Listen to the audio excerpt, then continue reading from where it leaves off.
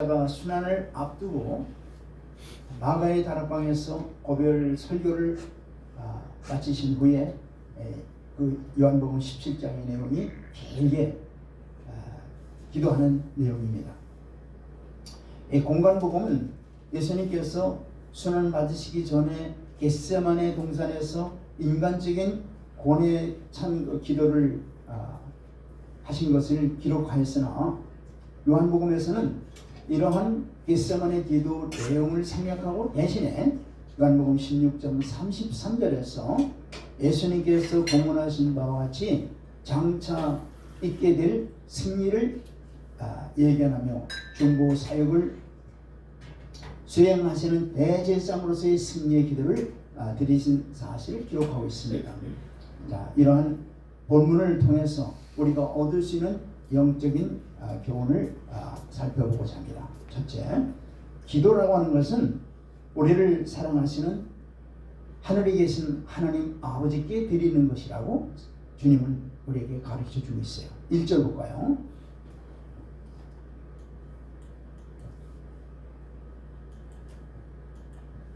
시작.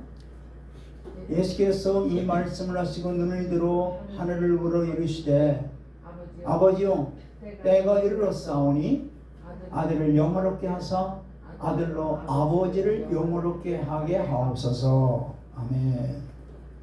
자, 예수님께서는 대제사장으로서 기도하심에 있어서 그 대상을 누구에게 지금 하고 계시는 거예요? 하늘에 계신 하나님 아버지께 기도를 드리고 있는 거예요. 하나님께서는 주님의 아버지가 되기 때문에 그런 것이죠. 하나님과 예수님 간의 아주 친밀한 관계를 강조하는 의미로서 이런 호칭을 지금 사용하고 있는 것이죠.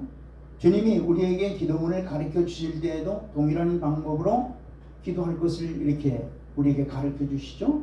마태복음 6장 9절에서 보니까 하늘에 계신 우리 아버지여 이렇게 기도하라고 우리에게 가르쳐 주고 계세요. 그렇습니다.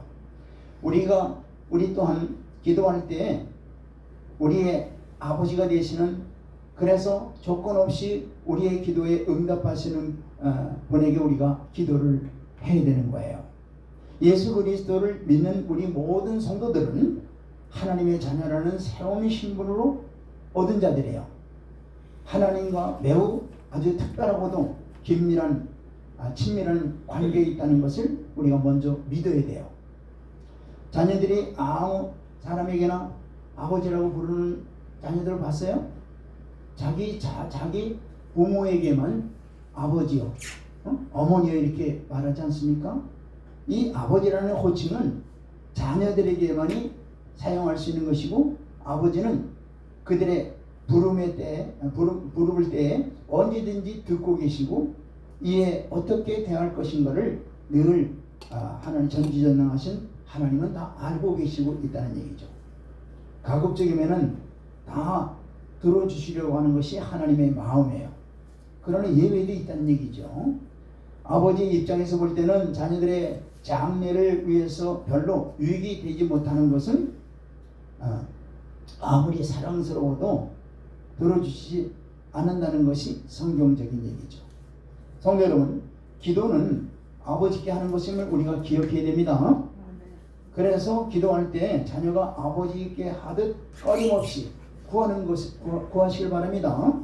그리고 자녀들이 자신들의 요구에 대한 아버지의 응답을 신뢰하듯 우리의 영적인 아버지인 하나님께도 우리의 기도에 응답하실 것을 신뢰하시길 바랍니다. 요한복음 8장 14절 15절 말씀 보겠습니다. 시작. 예수께서 대답하여 이르시되 내가 나를 위하여 증언하여도 내 증언이 참되니 나는 내가 어디서 오며 어디로 가는 것을 알거니와 너희는 내가 어디서 오며 어디로 가는 것을 알지 못하느니라. 15절. 지금 이거 요한복음이 아니라 로마서 8장입니다. 로마서 8장 14절 15절 말씀이에요. 다시 시작. 무릇 하나님의 영으로 인도를 받는 사람은 곧 하나님의 아들이라. 그렇습니다. 하나님의 영으로 인도를 받는 자들은 하나님의 아들이라고 성경은 말씀하고 있죠. 15절. 너희는 다시 무서워하는 종의 영을 받지 아니하고 양자의 영을 받았으므로 우리가 아빠 아버지라 부르짖느니라. 우리는 거듭날 때 성령이 내주하시죠. 이 성령으로 말미암아 우리가 거듭난 자들이에요. 성령으로 거듭난 자들은 우리의 신분이 뭐가 됐어요? 이제 하나님이 우리의 아버지가 됐다는 얘기죠. 우리는 하나님의 자녀들이 됐다는 얘기예요. 이 신분 관계를 알고 우리가 기도할 때 이제는 아버지 앞에 우리가 육신적인 우리 부모한테 뭘 요구하고 하듯이 이제 아주 친밀한 뭐예요? 영적인 아버지인 우리 하나님께 기도하시길 바랍니다. 그럴 때 하나님께서는 반드시 하나님의 자녀들에게 응답해 주시는 좋으신 하나님인 것을 여러분들이 다 체험하리라 믿습니다. 두 번째는 하나님의 뜻 안에서 선택의 여지 없이 오직 순종뿐이라는 얘기예요. 하나님의 뜻에는 선택의 여지가 없어요. 반드시 오직 순종하는 것뿐이다 있는 얘기예요. 다시 한번 1절 다시 한번 보겠습니다. 1절 시작. 예수께서 이 말씀을 하시고 눈을 들어 하늘을 우러러 이르시되 아버지여 때가 이르렀사오니 아들을 영원롭게 하사 아들로 아버지를 영원롭게 하게 하옵소서. 여기 보니까 주님이 뭐라고 그래요? 때가 이르렀사오니. 이 때가 이르렀사오니라는 것은 굉장히 우리에게 중요한 의미를 주고 있는 거예요. 때가 이르렀사오니. 바로 이 때가 이르렀사오니라고 하는 것은 바로 뭐냐면 하나님께서 정하신 때가 이미 어때요? 도래하였다는 것이며 또 이미 아버지 하나님의 뜻에 따를 준비가 되어 있다는 것을 결의하고 있는 것이 바로 때가 이르렀사오니. 실로 예수님께서는 언제든지 하나님 아버지의 뜻에 자기를 철저히 복종시키셨습니다.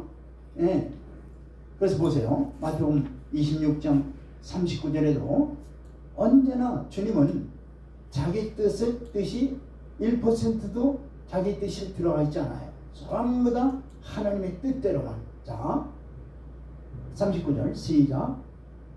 조금 나아가서 얼굴 땅에 대시고 엎드려 기도하여 이르시되 내 아버지여 만일 할 만하시거든 이 잔을 내게서 지나가게 하옵소서. 그러나 나의 원대로 하옵시고 아버지의 원대로 하옵소서 하시고. 여기 주님의 뜻은 뭐였어요? 주님의 뜻은 뭐였어요? 이 잔을 내게서 지나가게 하는 것이 주님의 뜻이었잖아요. 그런데 그것조차도 뭐예요? 이제는 그렇게 하지 않게 하시고 뭐 해야 돼요? 나의 원대로 하지 말게 하옵시고 누구의 원대로? 아버지의 원대로 하옵소서. 그러니까 주님이 하신 이 땅에서 하신 모든 일들은 주님의 뜻은 1%도 거기에 들어가지 않아요. 전부 다 뭐예요? 아버지의 뜻대로 행하신 것이 바로 주님의 행하신 일들이에요. 주님은 이 땅에 계시는 동안에 전폭적으로 아버지의 뜻에 순복하셨습니다. 참으로 주님께서는 하나님의 뜻을 취사 선택의 대상이 아니라 전적인 순종의 대상이었다는 거예요. 하나님이 말씀하시면 그 말씀이 이걸 할까 말까 이게 아니라 전적인 뭐예요? 순종의 대상이었다는 얘기예요. 말씀이. 우리가 주님을 통해서 배워야 할 것은 바로 우리도 주님과 같이 하나님의 말씀에 온전히 순종해 드리는 거예요. 아멘. 그것이 그분의 무엇을 명하시든지 주님과 같이 무조건 순종해 드리는 거예요. 확정된 그분의 뜻이나 계획 앞에서 우리 개인이나 또 전체의 생각은 중요하지 않습니다. 하나님의 뜻은 우리에게 있어서 언제든지 최우선 순위가 되어야 되는 거예요. 그래서 어느 교회나 어느 개인의 의견도 이보다 앞서 두어서는 절대로 안 되는 거예요. 하늘에 계신 하나님은 언제나 그분의 뜻을 두시고 인간들을 다스려 나가시는 하나님이십니다. 그래서 이 역사를 뭐라고 그래요? 히스토리라 그러죠. 그의 이야기라 그러잖아요. 하나님의 이야기란 말이에요. 예. 그러니까 모든 이 삼라만상이 그분의 뜻대로 이루어 간다는 것을 우리가 역사를 통해서 알 수 있는 거예요. 그래서 우리는 무슨 일을 결정하고 추진해 나갈 때 반드시 그것에 대한 하나님의 뜻을 먼저 물어봐야 된다는 얘기예요. 그렇지 않고 인간이 보기에 그럴듯해서 하나님의 뜻을 제어시키고 일을 해 나간다면은 끝내는 이루어지지 못한다는 것이 성경의 가르침이에요. 그 예를 들어서 뭐예요? 바벨탑 사건이 그거죠. 바벨탑 사건을 열심히 인간들이 만들었지만은, 바벨탑을 쌓았지만은 그것이 하나님의 뜻이 아니라는 것을 어떻게 돼요? 그들이 쌓은 바벨탑을 다 하나님이 흐트러 버리시잖아요. 네. 이스라엘의 초대 임금의 사울이 망하게 된 원인이 뭘까요? 바로 하나님의 뜻에 불순종했기 때문에 그런 거예요. 네. 바로 그는 바로 하나님의 말씀보다 현실적인 요구에 더 무게를 두었으며 이것이 그의 인생을 비극의 길로 몰아넣었던 것입니다. 하나님의 말씀에 불순종하는 것이 결국 비극의 길로 간다는 얘기예요. 자, 사무엘상 15장 28절 보세요. 사무엘상 15장 28절 시작. 사무엘이 그때 이르되 여호와께서 오늘 이스라엘 나라를 왕에게서 떼어 왕보다 나은 왕의 이웃에게 주셨나이다. 그러니까 결국 사울이 이스라엘의 초대 왕이었잖아요. 그런데 사울이 어떻게 돼요? 하나님 말씀에 불순종함으로 말미암아 하나님께서도 어떻게 사울을 버리신 거예요. 네. 하나님께서는 우리에게 무엇이든지 명하시면은 이것이 선택의 요구가 아니라 순종만이 요구된다는 것을 명심하시길 바랍니다. 가볍게 보지 마세요. 하나님 말씀은 우리에게 꼭 필요하기 때문에 우리에게 사실은 명령하시는 것들이에요. 그 명령을 여러분들 귀담아 들어야 된다는 얘기예요. 그렇지 않으면은 사울과 같이 멸망길로 간다는 얘기예요. 그것을 주님이 가르쳐주는 기도를 통해서 우리가 알아야 되는 거예요. 세 번째는 하나님의 의에 선택된 사람들만이 영생을 얻게 된다는 얘기예요. 자, 2절 볼까요? 시작. 여호와께서 아버지께서 아들에게 주신 모든 사람의 영생을 주게 하시려고 만민을 다스리는 권세를 아들에게 주셨음이로소이다. 아멘. 자, 아버지께서는 아들에게 주신 모든 자라고 하는 것을 아주 굉장히 중요한 의미심장한 말씀하고 있죠. 아버지께서 아들에게 주신 모든 것. 자, 이는 바로 예수님께서 영생을 주시는 대상을 일컫는 말이죠. 바로 이 말씀 앞에 모든 사람은 하나님의 주권적인 선택이라는 그러한 교리를 도저히 무시할 수 없는 거예요. 그래서 주님께서는 이에 대한 이미 말씀하셨어요. 말씀하셨지만은 주님의 선택 기준이라는 것은 사실 우리가 잘 알지 못해요. 그럼 어떤 사람은 선택하고 어떤 사람은 버렸고 이걸 우리는 알 수 없어요. 사실은 이게 하나님의 절대 주권이기 때문에 우리의 이성으로 우리의 판단으로 도저히 알 수 없는 거예요. 그러나 중요한 것은 하나님께서 모든 것을 그렇게 하신다는 얘기예요. 그러면 우리가 어떻게 이걸 받아들여야 될까? 이게 바로 믿음이에요. 믿음으로만 우리가 알 수 있는 거예요. 하나님께서 그렇게 하시는구나 하는 것을 그대로 우리가 믿어 받아들이는 거예요.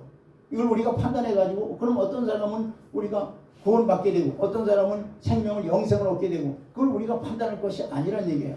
그것은 절적인 하나님의 주권 속에 들어있는 거예요. 할렐루야. 이게 신비해요. 사실은. 다만 우리는 이것을 하나님이 하시는 일이라고 하는 것은 전적인 것이라는 것을 우리가 깨닫고 믿어 그래도 순종하는 것뿐이에요. 여기서도 할렐루야. 그렇기 때문에 어떤 교리적인 논단할 필요 없어요. 무슨 예정설이다 예비 다 필요 없어요. 절대적인 하나님의 주권 속에 있다고 하는 이 사실 하나만을 우리가 확실하게 우리가 받아들이고 믿고 순종하시길 바랍니다. 아멘. 그것뿐이에요. 네. 우리가 그분을 알고 믿는데 필요한 모든 부분들은 바로 성경에 분명하게 말씀해 주셨기 때문에 우리가 성경만 따라가면 돼요. 네. 성경을 우리가 판단하지 마시길 바랍니다. 우리 이성으로 판단하지 마세요. 오직 하나님께서 하신 일이라고 하는 것을 우리가 믿고 그대로 따라 순종하시길 바랍니다. 그럴 때 하나님의 뜻이 하늘에서 이루어진 것처럼 이 땅에서 이루어지는 역사가 이루어질 줄 믿습니다. 디모데후서 1장 9절 말씀 보겠습니다.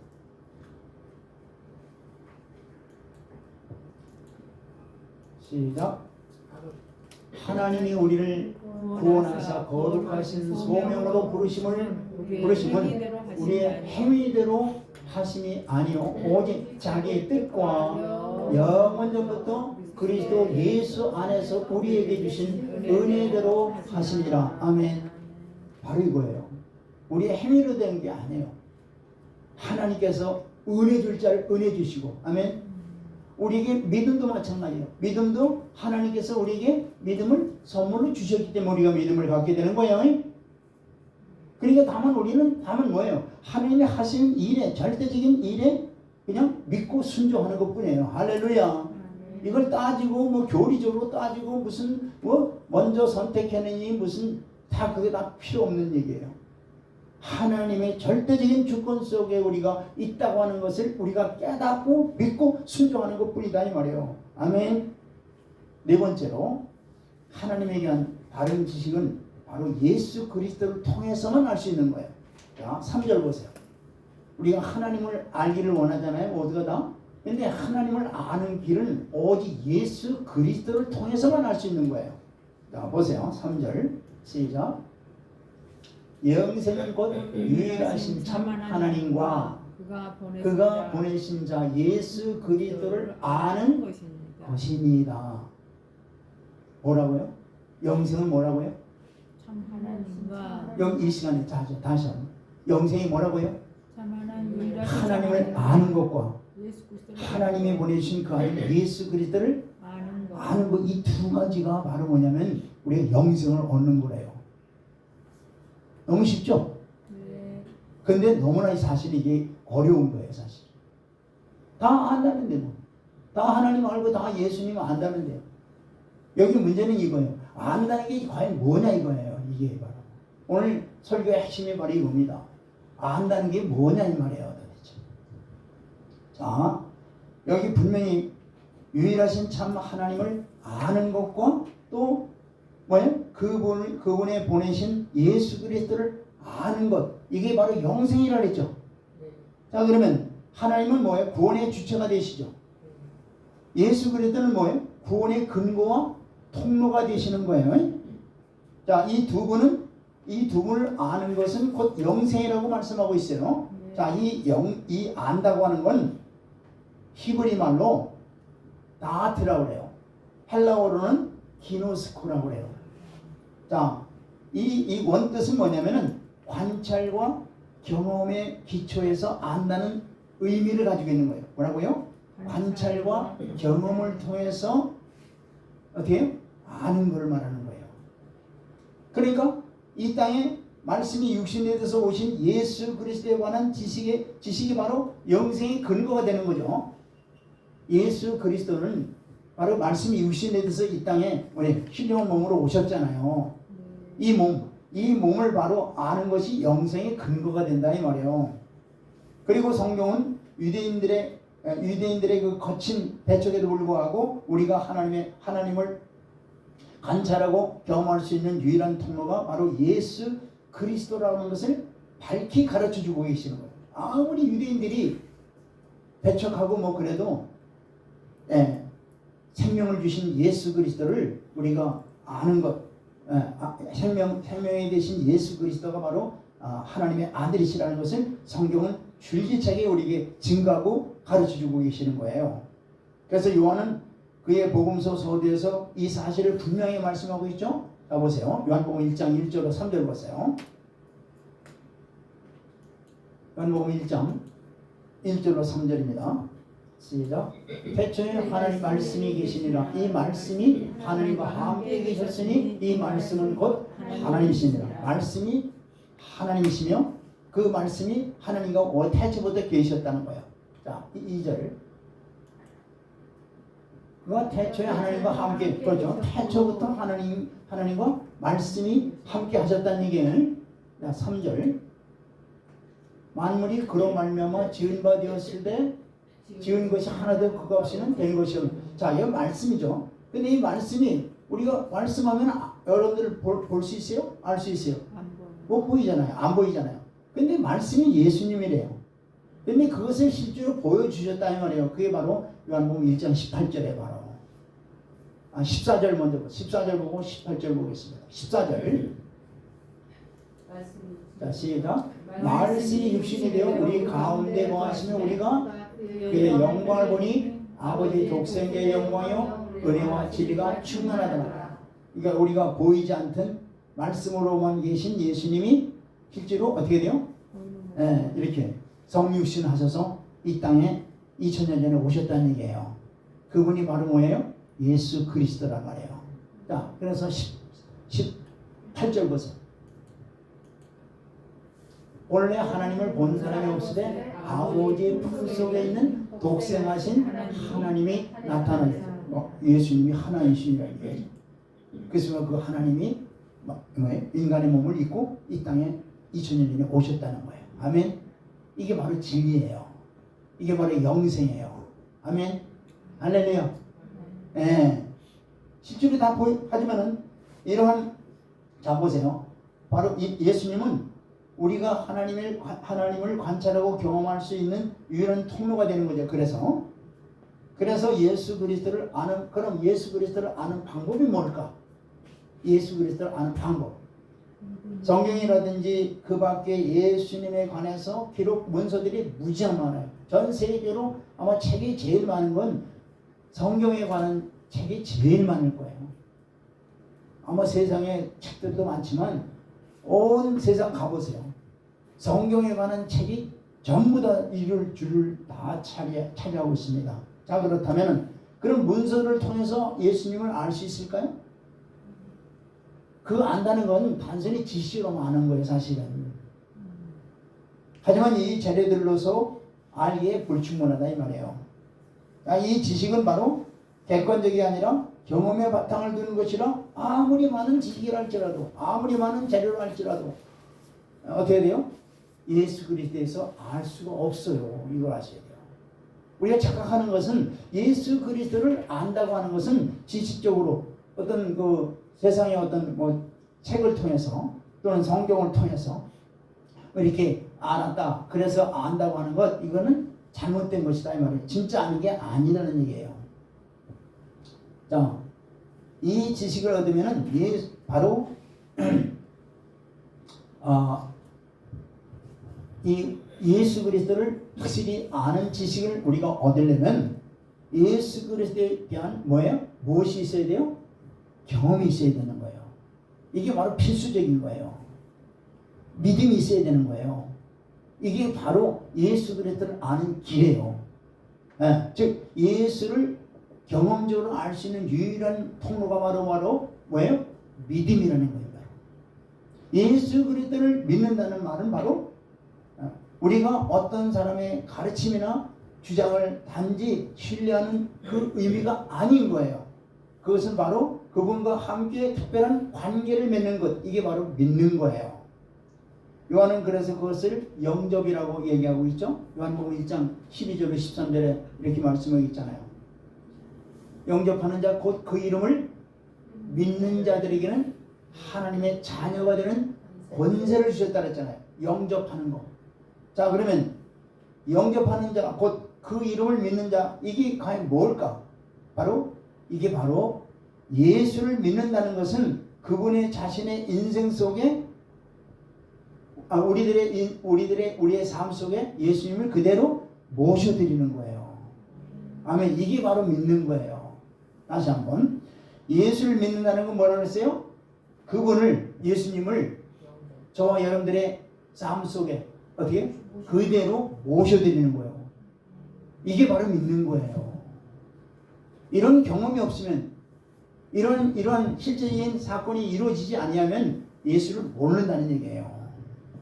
지금까지 자기 인생을 지배해왔던 이 나의 자리를 완전히 비우고 그 자리에 누구를 모시는 거예요? 예수 그리스도를 모시는 거예요. 이게 바로 진짜 믿는 거다 이 말이에요. 오늘 저와 여러분들이 주시는 이 믿음이 바로 이거예요. 이 믿음만 있으면 마지막 때에 주님이 하늘에서 데키야 뭐예요? 하가돌, 이제 왕이 오신다, 이리로 올라오라, 이 음성을 들을 수 있는 자는 바로 이 믿음을 가진 자들이 올라가는 거예요. 할렐루야. 그 믿음은 바로 뭐예요? 예수 그리스도가 저희 여러분들의 심령 속에 인격체로 와 계시는 거예요. 할렐루야. 이게 바로 믿음이에요. 이게 바로 지식적으로 내가 예수님을 안다, 지식적으로 하나님을 안다, 이거는 왜? 믿음이 아니에요. 이게 관념적인 하나의 지식에 불과한 거지, 실제 우리가 기노스코, 바로 뭐예요? 야다, 이게 바로 뭐냐? 실제로 우리의 삶 속에 바로 말씀이 육신이 되신 주님이 우리의 심령 속에 와서 우리 주인이 되시는 거예요. 이게 바로 뭐냐? 이게 바로 믿는 거다 이 말이에요. 아멘. 그런 믿음을 가지길 주의 이름으로 축원드립니다.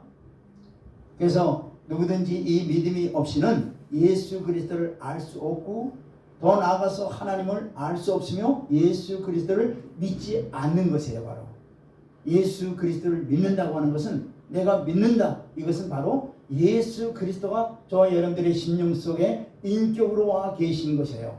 나 대신 이제는 예수 그리스도가 나를 대신해서 이제 어떻게 돼요? 살아가는 거예요. 할렐루야. 그래서 거기 갈라디아서 2장 20절이 그 말씀하네요. 내가 그리스도와 함께 십자가에 못 박혔나니 그런즉 이제는 내가, 여러분들이 산 것이 아니라 여러분들 안에 누가 사신다고요? 예수 그리스도와 살아 계시는 거예요. 할렐루야. 이게 바로 참 믿음이다 이 말이에요. 이 믿음을 가진 자들은요, 이 믿음을 가진 자들은 세상에 아무리 환난을 당하나 담대하라, 내가 세상을 이겼노라. 할렐루야. 자, 마태복음 11장 27절 그 말씀이에요. 마태복음 11장 27절 시작. 원래 내 아버지께서 모든 것을 내게 주셨으니 아버지 외에는 아들을 아는 자가 없고 아들과 또 아들의 소원대로 계실 않는 자 외에는 아버지를 아는 자가 없느니라. 아멘. 이 말씀이 한마디로 뭐냐면 예수님 외에는 하나님을 모른다는 얘기예요. 예수님 외에는 하나님 몰라요 사실. 그러면 우리가 그럼 예수님 하나님을 어떻게 아느냐? 바로 예수님이 여러분들의 어디에 인격체로 와 계셔서 믿을 때에 바로 예수 그리스도를 통해서 하나님을 알게 되는 거예요. 아멘. 놀라운 이 신비한 비밀을 여러분들이 깨달으시길 바랍니다. 아멘. 그래서 믿음이 있는 자들은 능력 있는 삶을 살아갈 수 있는 게 뭐냐? 우리의 힘으로 사는 게 아니라 하나님이 주시는 능력으로, 즉 예수 그리스도의 능력으로 말미암아 살아가게 되는 줄 믿으시길 바랍니다. 그래서 성경은 내게 능력 주시는 자 안에서 내가 모든 것을 할 수 있느니라. 아멘. 그게 바로 뭐냐? 예수님이 저와 여러분들의 주인이 되셔서 우리의 모든 삶을 주관하시고 이끌어 가신다는 얘기예요. 그렇기 때문에 내게 능력 주시는 자 안에서 내가 모든 것을 할 수 있느니라 담대히 선포하게 되는 거예요. 할렐루야. 네. 이 믿음을 여러분들 가지시길 바랍니다. 아멘. 그렇기 때문에 바로 우리가 이 예수님을 안다는 것, 바로 이게 바로 하나님이 주시는 특별한 은혜와 계시죠. 바로. 아멘. 사도 바울도 예수님을 알게 된 이유 어떻게 알았어요? 계시로 알게 됐다 그랬잖아요. 우리에게 가르쳐 주셔서 알게 되는 거예요. 바로. 할렐루야. 예. 그런 계시를 받아 하나님을 똑바로 알고 예수 그리스도를 똑바로 알고 우리의 삶 속에 예수 그리스도가 진정한 주인이 되고 주인이 된 삶을 살아가기를 주의 이름으로 다시 한번 축원드립니다. 아멘. 자, 그 다음에 4절 보시길 바랍니다. 자, 4절 시작. 아버지께서 내게 하라고 주신 일을 내가 이루어 다 이루어 아버지를 이 세상에서 영원롭게 하셨나이다. 자, 이 주님이 우리에게 가르쳐 주는 게 바로 뭐냐? 아버지께서 내게 하라고 주신 일을 주님이 다 이루셨다는 거예요? 안 이루셨다는 거예요? 이루셨어. 다 이루셨다는 거예요. 자, 그렇다면 바로 여기서 우리가 뭘 배워야 되냐면은 우리도 마찬가지예요. 우리도 하나님께서 우리를 구원하신 목적이 뭐예요? 구원하는 목적이 뭐예요? 하나님을 영광스럽게 하기 위해서 우리를 구원하신 거죠. 물론 영생이죠. 영생은 영생은 궁극적인 목적이고, 우리가 이 땅에 살면서 하나님께서 우리를 구원하신 목적은 하나님의 영광을 위해서 우리를 구원하신 거예요. 아멘. 자, 그렇다면 주님도 마찬가지예요. 주님도 이 땅에 보내심을 받은 것은 뭐 때문에 이 땅에 보내심을 받았어요? 네, 아버지를 영광스럽게 하기 위해서. 아버지께서 말씀하시는 그 말씀들을 다 이루어 하나님을 영광스럽게 하기 위해서 이 땅에 보내심을 받은 거예요. 그렇기 때문에 이 말씀하시는 거예요. 그래서 이 땅에 오셔서 주님의 하나님이 하시는 말씀들을 다 그대로 이루신 것처럼, 우리 또한 우리를 구원하신 목적이 바로 뭐냐? 우리를 향하신 아버지의 뜻이 있단 말이에요. 이 땅에서. 즉 너희는 세상의 빛이라 그랬잖아요. 너희는 세상의 소금이라 그랬잖아요. 그러면 그 일을 감당하기 위해서 바로 그 일을 잘 깨닫고 감당하기 위해서 우리를 구원하신 것을 우리가 여러분들 깨달으시길 바랍니다. 그게 소위 말해서 사명이에요. 미션이다 이 말이에요. 그래서 하나님께서 그러한 사명과 우리에게 은사를 주시는데, 그 은사 주시는 목적이 바로 그거예요. 은사를 주시는 목적이, 자, 우리는 하나님을 알지 못할 때는 그냥 되는 대로 살았어요. 하나님을 알지 못할 때는 그냥 되는 대로 살았단 말이에요. 내 생각, 내 방법대로. 그런데 이제 우리를 구원하신 그 구원의 목적은 주님을 통해서 알듯이, 주님을 이 땅에 보내신 목적은 주님을 통해서 하나님의 뜻을 이루어가는 거예요. 그렇다면 우리 또한 우리를 구원하신 목적은 우리를 통해서 아버지의 뜻이 이 땅에서도 이루어지고, 할렐루야, 하나님을 영광스럽게 하기 위해서 우리를 구원하셨단 말이에요. 그러기 위해서 하나님께서 뭘 주냐? 은사를 주시는 거예요. 은사. 하나님께서 뭘 주신다고요? 은사를 주시는 거예요. 그래서 은사에는 일반적인 은사와 무슨 은사가 있다 그랬어요? 특별 은사가 있다 그러잖아요. 자, 그러면 일반적인 사람은, 하나님을 알지 못하는 사람은 일반 은사도 몰라요, 사실은. 우리 성도들이나 일반 은사라는 걸 알죠. 네? 특별 은사는 더더나 모르죠. 그러면 우리 하나님의 자녀들에게 일반적인 은사를 주시고 특별 은사까지 다 주시는데, 그 일반적인 은사는 뭐 쉽게 말해서 이제 이 땅에 살아가면서 하나의 은사, 특별히 잘하는 것들이 있잖아요. 특별히 잘하는 것들, 이 세상적인 거든 뭐든 특별히 잘하는 것들이 있잖아요. 그것을 바로 말하는 거예요. 그것을 말하는 거예요. 어떤 사람에는 무슨 영어를 잘 한다든가, 어떤 사람은 잘 가르친다든가, 어떤 사람 등등의 그런 은사들을 다 하나님은 원래는 주셨어요. 그걸 영어로 말하면 엔다우드먼트라고 해요. 하늘에서 내렸다는 거예요. 일반 사람이 다 동일하게 다 주시는 거예요. 그런데 일반 사람들은 이걸 깨닫지 못할 뿐이지, 이제 우리 깨달은 자들은 이게 은사라는 게 위로부터 내려온 엔다우드먼트라는 뜻이에요. 그래서 그걸 깨달은 자는 그거를 최대로 활용해서 하나님께 영광 돌리는 거예요. 할렐루야. 아멘. 그 다음에 이 특별 은사는 그야말로 특별히 하나님의 일을 위해서 영적인 부분에서 특별한 은사를 주시는 거예요. 특별히 은사를 주시는 거예요. 그래서 이거는 정말 하나님의 큰 은혜죠, 이게. 그래서 마태복음 25장에 보면은 달란트 비유가 나오죠. 달란트 비유가 나오잖아요. 달란트 비유에서 5달란트, 2달란트, 1달란트를 이제 받은 자들을 평하시는데, 2달란트, 5달란트는 뭐예요? 네? 그들이 열심히 어떻게 해요? 일해서 결국 2배씩 남김으로 인해서 더 갑절로 이제 받게 되잖아요. 근데 한 달란트는 뭐예요? 한 달란트는 그것을 어떻게 해요? 주님의 뜻하고는 거리가 먼 일을 함으로 인해서 어떻게 돼요? 결국은 악하고 게으른 종이라는 그런 책망을 받게 되는 거고, 또한 그것까지도 다 뺏기는 이런 것을 이제 우리가 비유로 말씀하고 계시는데, 이거예요. 바로 하나님께서 우리에게 특별 은사를 다 주셨어요. 사실 특별 은사 보면은 그 로마서 12장하고 고린도후서 12장에 각 은사들이 많잖아요. 특히 성령의 은사들을 해가지고 성령으로 말미암아 은사들을 다 주시잖아요. 그 은사들을 하나님을 위해서 우리에게 그걸 열어주시는 거거든요. 깨닫게 해주시는 거거든요. 그것을 우리가 갖게 하시는 거거든요. 그렇다면은 이 은사들을 우리가 잘 개발해서 그야말로 하나님의 은혜로 말미암아 하나님의 영광을 위해서 여러분들이 다 쓰임받는 여러분들이 되길 바랍니다. 아멘. 어떤 사람은 잘 그야말로 말씀을 잘 가르치고, 또 어떤 사람은 권면하고, 어떤 사람은 위로하고 뭐 등등의 이런 은사들을 다 주셨어요. 그러니까 여러분들이 은사를 정말로 내게 주시는 은사가 뭘까? 또 여러분들 은사를 사모하세요. 더 큰 은사를 사모하세요. 그러면 하나님께서 하나님의 은혜와 능력 가운데서 여러분들이 하나님의 영광을 위해서 아름답게 그 은혜를 은사를 여러분들에게 개발해 주시려 믿습니다. 그걸 찾는 자들이 되어야 돼요.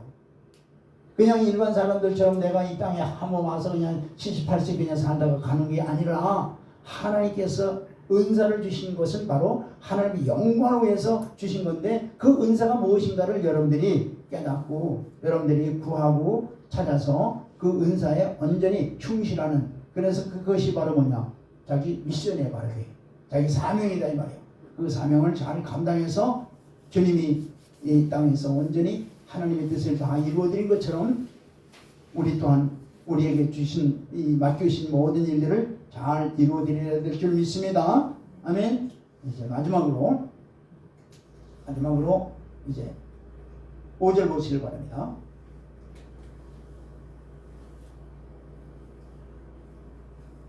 5절 시작. 아버지와 창세전에 내가 아버지와 함께 가졌던 영어로서 지금도 아버지와 함께 나를 영어롭게 하옵소서. 다시 말해서 예수님은 인간과 세계에 대한 지식의 출발점이라는 얘기예요.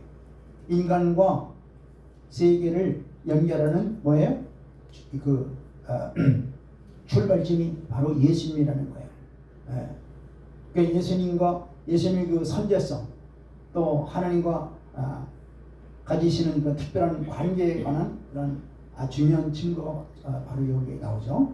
그래서 예수님께서는 당신이 창세전에 하나님과 함께 계셨다는 거예요. 우리가 예수님을 잘 알아야 되는데, 바로 예수님이 아까 요한복음 1장에서도 뭐예요? 창세 전부터 말씀으로 함께 계셨잖아요. 예수님이. 창세 전부터 하나님이 함께 하신 거예요. 예수님이. 그러니까 창조하실 때에도 예수님이 함께 하셨고, 창조주라는 얘기예요. 예수님이 만물을 그분의 그물로 말미암아 창조되었다고 요한복음 1장 3절에 말씀하고 있잖아요. 또 그러니까 예수 그리스도는 단순히 이 땅에 우리를 구원주로 오신 분이 아니라 창조주라는 얘기예요. 하나님이시라는 얘기예요. 근데 여호와의 증인 들어보세요. 여호와의 증인들이 왜 이단으로 우리가 이단으로 얘기하냐면, 여호와의 증인들은 뭐예요? 그들이 주장하는 게 뭐예요? 예수 그리스도를 그들이 뭘로 알고 있습니까? 바로 예수 그리스도는 바로 이제 미가엘이나 무슨 가브리엘 같은 천사장 중에 하나로 이렇게 여기는 거예요. 이게 그러니까 이들이 상당히 성경을 잘 모르는 거죠. 예수님은 뭐예요? 창조주 하나님이시라니까요. 그걸 바로 오도시키는 거예요, 지금. 그런 이단들은. 그러니까 우리는 확실하게 알아야 돼요. 우리가 믿고 있는 예수 그리스도는 창조주 하나님이시다. 아멘. 그래서 바울은 예수를 가리켜서 근본 하나님의 본체라고 말씀하시죠. 그분은 바로 우리와 동일한 사람으로서 이 세상에 오셨지만 그 본질은 뭐예요? 하나님이시라는 거예요. 그러니까 우리가 믿고 있는 예수님은 그냥 단순히 인간으로 오셨으니까 이 정도 이게 아니고 창조주 하나님이시라는 거. 근본 하나님이시라는 것, 이것을 우리가 깨달으시길 바랍니다. 그 예수님 안에는 신성과 인성이 다 온전히 다 이루신 하나님이시잖아요. 아멘. 이 하나님을, 이 예수님을 우리가 믿고 있다는 것을 아셔야 돼요. 그러니까 인간과 세계를 바르게 이해하려면은 만물을 친히 지으셨고 또 사람의 몸을 입고 이 땅에 오신 예수 그리스도를 올바로 알아야 된다는 얘기예요.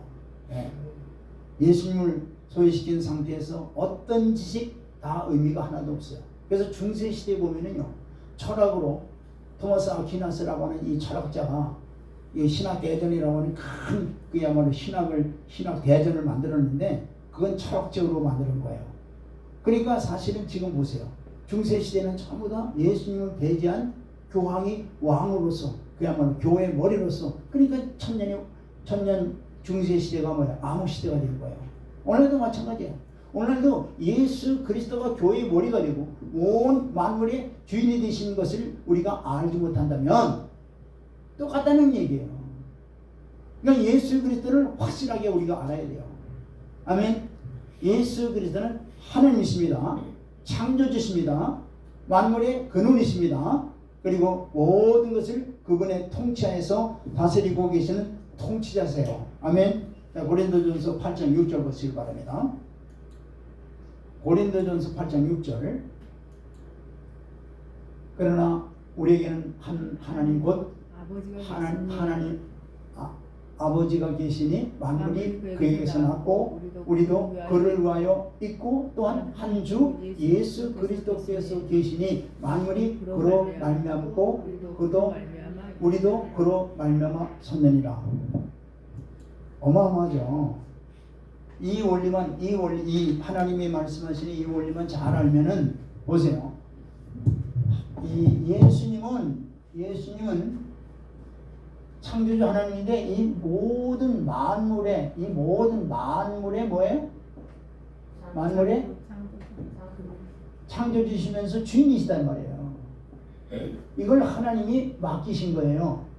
지금 하나님 우편에서 지금 앉아 계신 주님께 하나님이 이걸 다 맡기신 거예요. 만물이 다 그분의 통치 아래 있다는 거예요.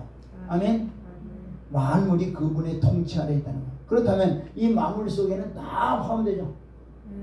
모든 게 다 포함되는 거예요. 그렇다면 이 진리를 우리가 깨달은다면 우리가 이 안에 있는 우리 주 안에 있는 우리는 주님의 말씀이 어떻게 돼요? 절대적인 순종밖에 없는 거예요. 바로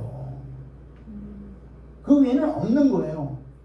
이 진리를 하나님이 세우신 이 진리를 우리가 알지 못하면은 자기 멋대로 할 수 있겠죠. 그러나 이 진리를 안다면, 즉 주님 안에 모든 만물이 통치하에 있다는 것을 안다면, 또 하나님이 이 주권을 다 맡기셨는 것을 우리가 안다면 주님의 모든 말씀에 우리가 어디에 절대 복종해야 되는 거예요. 아멘. 이걸 알아야 돼요. 그래서 이제 말씀을 결론을 내리면 바로 이거예요. 자, 여기 지금 이 바로 신실한 믿음을 가진 자가 이제 주님 오실 때 맨 마지막 부르는 얘기가 그 소리가 뭐냐면 음성이 뭐냐면 데키야 하가돌이라고 그래요. 데키야 하가돌. 이 데키야는 바로 그냥 이제 히브리 말로 만왕의 왕이 오신다 이런 뜻이에요. 그 다음에 하가돌이라는 뜻은 뭐냐면 이리로 올라오라. 이게 뭔 뜻이에요? 휴거죠, 휴거. 이리로 올라오라는 뜻이. 그러니까 이건 나팔절에 마지막 부는 나팔 큰 소리가 바로 데키야 하가돌이라고 부르는데, 이 음성을 듣는 자들이 어떻게 돼? 듣는 자들이 그야말로 천년왕국에 들림받아 들어가는 거야. 할렐루야. 아멘. 그러면 어떤 자들이 들을 수 있느냐? 바로 이런 자들이 듣는 거예요. 믿음이 있는 자들. 이 믿음은 바로 하나님이 자신을 주신 믿음이죠. 그리고 이제는 나의 옛사람이 이제 내 자리를 비우고 주님이 나의 자리에 와 있는, 저 여러분들이 주님을 믿는데 이 믿는 것이 뭐냐? 이제는 내 옛사람이 이제는 죽고 내 대신 내 자리에 누가? 예수님이 와 계시는 거예요. 왕으로 모시는 거예요. 그분의 모든 통치를 받는 거예요. 그런 믿음을 가지고 있는 하나님이 약속한 그 약속의 말씀을 믿고 있는 자들은 주님의 음성을 다 듣고 올라가게 돼 있다 이 말이에요. 할렐루야. 이게 바로 등을 이게 바로 기름 준비한 자들이야. 이게 마태복음 25장에 등과 뭐예요? 기름. 이 기름이 바로 이거라. 이게 바로 기름이 뭐냐면은 바로 이 기름은 성령께서 이걸 깨닫게 해주시죠. 기름은 성령을 의미하는데 성령님이 다 하시는 일이에요. 성령님이 우리 안에서 이것을 깨닫게 해주죠. 우리가 믿게 하시죠.